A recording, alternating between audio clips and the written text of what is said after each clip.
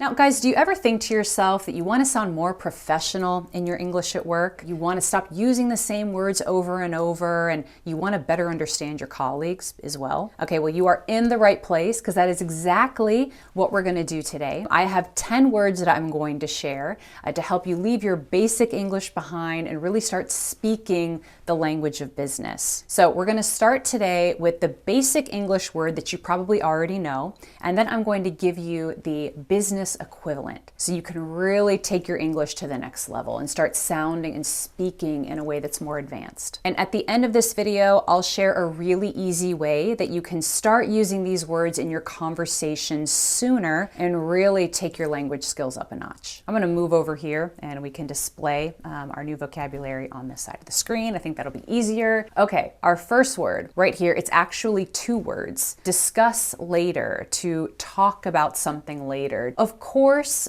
we will say this at work. This is not to imply that we never use these basic words in the workplace, because of course we do. But there is a more sophisticated, higher level way to say this that you will often hear in a business setting. Do you know what it is? It starts with an R. It's another verb, revisit, revisit. It means to discuss something later, often with a new perspective, maybe with new information. So you might hear a coworker say, for example, let's revisit that next quarter when we have more data. Revisit. Now at work, we often have to talk about a new way of doing things, right? Maybe a new policy that's being introduced or a new process. So when we want to talk about something that is starting now and will be in effect into the future, we can say starting now, whatever the case may be, but we have a more elevated way of saying this in business. And it's also two words. Instead of starting now, you can say going forward and you'll sound really professional. So it's a more elevated way to say starting now from this point on into the future, going forward. We usually use this phrase going forward at the beginning of the sentence.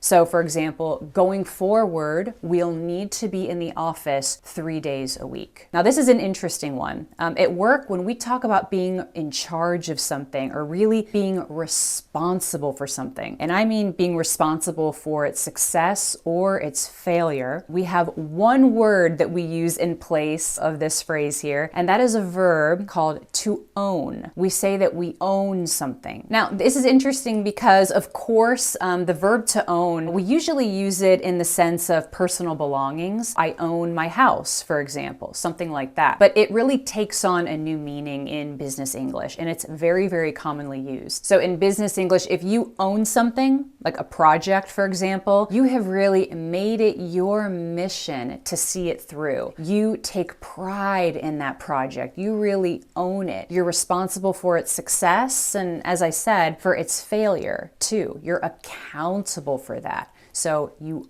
own it. She's taken on new responsibilities as the product owner. She owns that product. She is responsible for that product's success. And while we're on the subject of elevating your business English, I want to make sure everybody knows that I have a new email phrasebook out. It's got more than 200 phrases for everyday email situations. So check that out. I put a link in the description. It'll help you make sure that your English writing sounds really clear and professional as well. Links in the description. Now, when we're talking about the best way to do something or the method that is generally accepted in order to get the best results, you'll often hear the phrase best practice. That's very commonly used, best practice. And this is also used across a variety of industries. It's pretty industry agnostic, best practice. So in my world, in marketing, for example, you might hear us say something like, it's a best practice to get someone's permission before emailing them. So at work, we often have to make changes to things, right? Presentations, documents, whatever the case may be. So of course we use the verb to change, of course, but another verb that you will often hear too is tweak.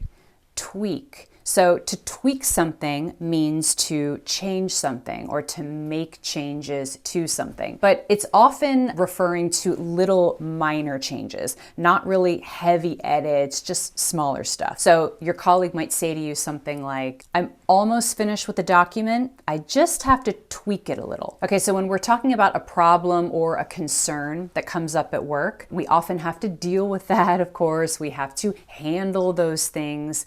A beautiful verb that we use in this sense in the business world is address. Address. Careful, this is not address. That's a noun. That's where a house or a building is located. This is address. The emphasis is on that second syllable. For example, now is the time to address the employee's concerns. So when we talk about somebody's abilities or their capabilities, we often refer to their skills, right? The skills that they have. Well, in the business world, we often add a word to this. It means the exact same thing, but the more advanced way to express this would be skill set. Skill set. So we go from one word to two. I don't know why we overcomplicate things sometimes, but this is probably just a little bit more of an advanced way to say skills, skill set. So that's the collection of abilities, capabilities, knowledge that somebody can bring to a company. My skill set includes writing persuasive, inspirational content. Okay, moving on. Let's say that we want to talk about increasing the amount or increasing the size, the magnitude of something. Maybe a production of a product, for example. We have a very popular way to express this. It starts with an S. It's actually a phrasal verb here. It is to scale up, to scale something up.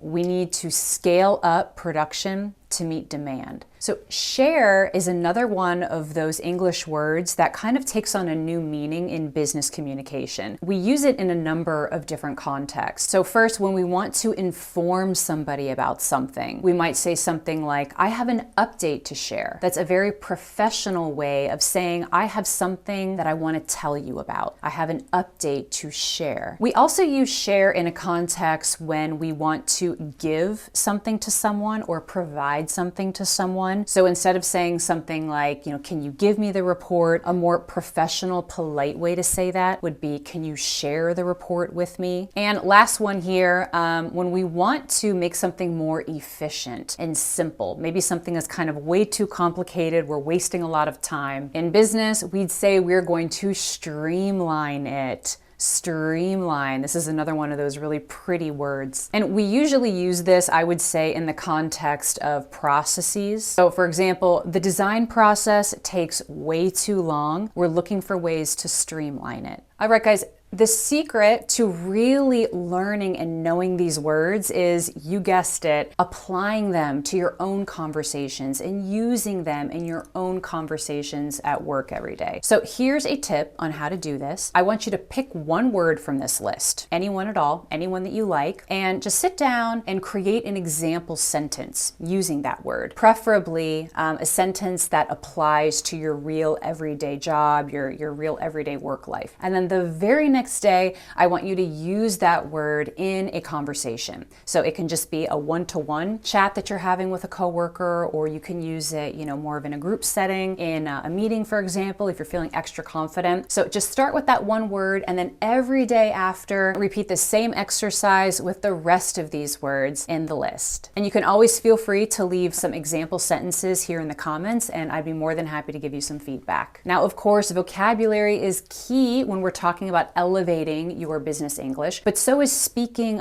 with fluency and in a manner that is very fluid. So I have 5 habits to help you do that. You will find them in this video right here. I highly recommend that you go check it out. As always, you guys, thank you so much for watching. I appreciate you, and I'll see you in this video next.